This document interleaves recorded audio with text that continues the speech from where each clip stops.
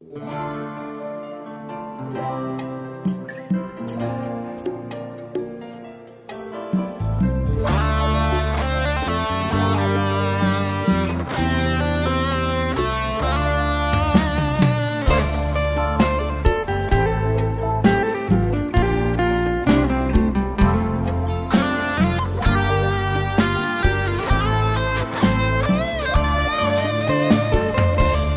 ุกใจลา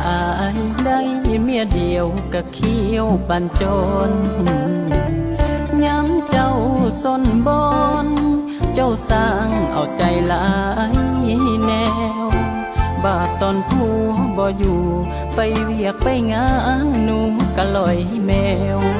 รอหาหมู่ส่วนกันซุ่มแซวกินเมาแล้วซุ่มหัวลิ้นไทยจังแม่นเก่งหลายผัวเว้าปังกายเจ้าบ่หูฟังเมียคุณมีคุณหังส่วนเทวดาเว้ากันยังทางเขาแต่งกันไม่เพิ่นว่าดีใจได้ผัวขยัน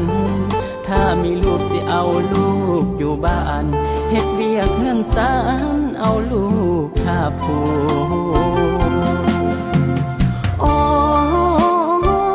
บาดว่าแมวบ่อยู่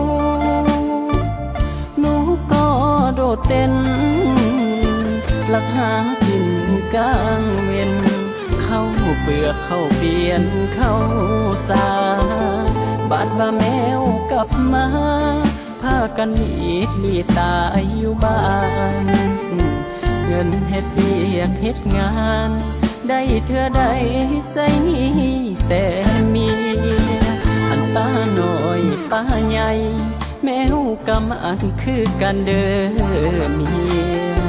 แต่เว้าถึงข้อเสียมันจิบหายอยู่ในข้อคู่ให้เมียเศร้าสาเด้อกลับมาเป็นเมียดีของผู้หากยังบ่เศร้าสู้ผัวจำเป็นต้องได้ฟ้องเมีย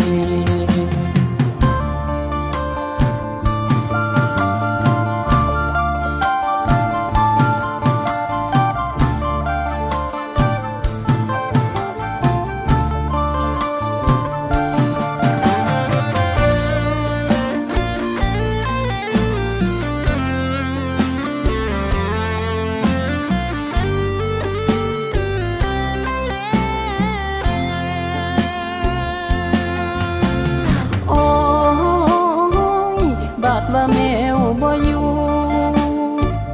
หนูก็โดดเต้นหลักหากินกลางเว้นเข้าเปลือกเข้าเปลี่ยนเข้าสาบาดว่าแมวกลับมาพากันหนีลีตายอยู่บ้าน